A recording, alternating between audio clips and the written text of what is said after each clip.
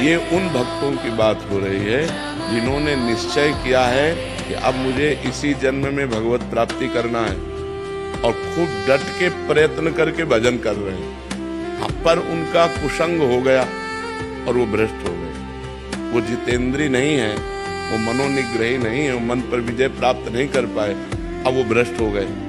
अब भ्रष्ट का मतलब है लगातार भ्रष्ट हो थोड़ी है।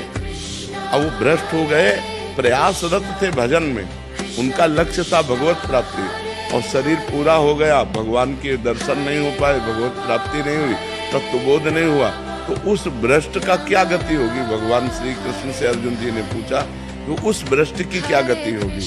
तो भगवान ने बताया कि ऐसे जो भ्रष्ट होते हैं वो नरक तो जा नहीं सकते, क्योंकि भगवान का नाम जप करते थे, भगवान के मार्ग में थे, भगवान के आश्रित थे, वो नरक नहीं जा सकते। अच्छा, उनका पतन नहीं हो सकता, क्योंकि जैसे आपने 500 नाम जप किया तो आपके 500 नाम तो स्टॉक में जमा है, अब आप भ्रष्ट हो गए, गलत आचरण किए, तो उसका आपको दंड मिलेगा, लेकिन वो दंड खत्म होते ही आप 500 भजन से ऊपर चलेंगे,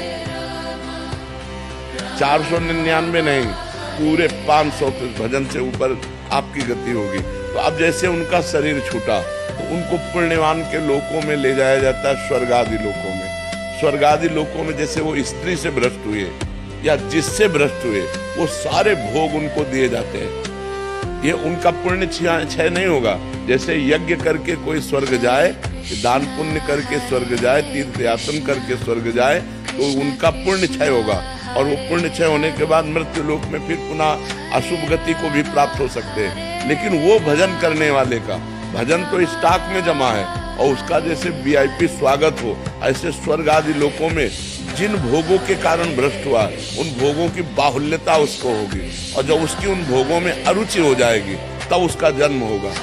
श्रीमान, कुलवान, धनवान, राज वैभव संपन्न, भोग संपन्न, और वहां जन्म लेकर के उसको ऐसा वातावरण मिलेगा भक्ति का, वैराग्य का, कि पूर्व का जो साधन है वो उन्हें उन भोगों में लगने नहीं देगा। वो उन भोगों के बीच में रहते हुए भी उसको वैराग्य होगा।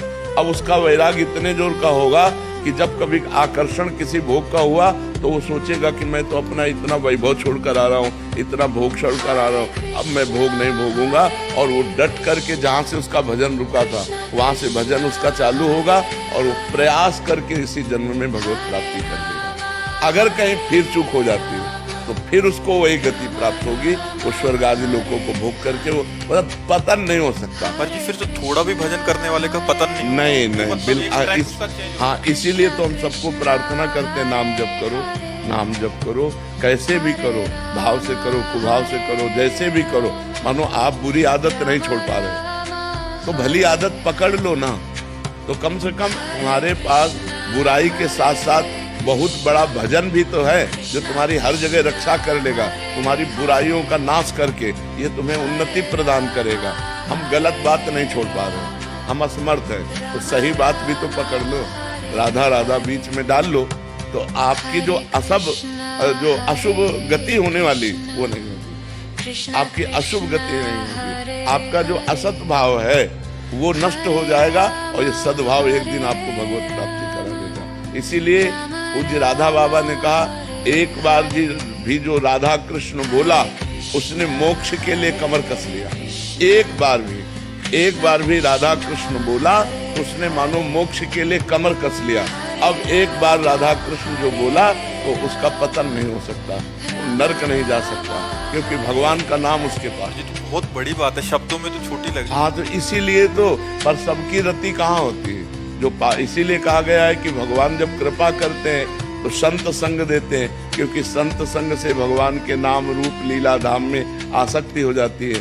बिना सत्संग के नाम जप होगा ही नहीं, तो अगर नाम थोड़ा भी जप लिया तो मंगलमय हो जाएगा, उसका पतन नहीं होगा, वो कभी अधोगति को प्राप्त। नामे भक्ता प्रणश्यति अपिचेत सुदुराचारो भजते माम अनन्य भाग साधुरेव समंतव्य सम्यक व्यवसिता ऐसा। सुदुराचारो माने होता सांगो पांग दुराचार करने वाला, भरपूर दुराचार करने वाला। अपि चेत सुदुराचारो, बहुत भारी पापी आदमी, अब उसको सत्संग मिल गया, और उसने सुना कि मैंने तो बहुत पाप किए और पाप कर रहा हूं, मेरा कल्याण कैसे हो सकता है, एकमात्र भगवान ही है जो हमारा कल्याण कर सकते हैं। तो सम्यक व्यवसिता ऐसा उसने अपनी बुद्धि में बैठा लिया कि मैं नीच हूँ, पापी हूँ, पापाचरण हो रहा है, पर मैं भगवान की शरण में हूँ।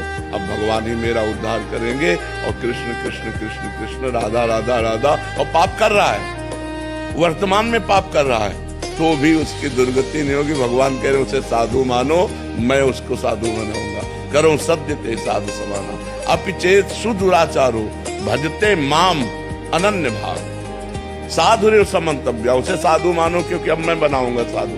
क्षिप्रम भवति धर्मात्मा, अब मैं उसे शीघ्र धर्मात्मा। और भगवान जिसे साधु बनाना चाहे वो असाधु रह कैसे सकता है? तो दुराचारी हो करके भी यदि वो भगवान का आश्रय लेकर नाम जप करता है तो वो नरक नहीं जाएगा, वो भगवान की प्राप्ति के मार्ग में जहां से गिरा है उन भोगों को स्वर्ग आदि लोकों में भोगेगा। जो बड़े बड़े पुण्यात्माओं के लिए दुर्लभ वस्तु है वो उस भजनानंदी को भोगने को मिलेगा। और फिर बड़े पवित्र कुलों में, राज वैभव कुलों में उसका जन्म होगा। कोई साधारण नहीं, क्योंकि नाम जप उसने किया है, इसलिए नाम जप अवश्य करना चाहिए।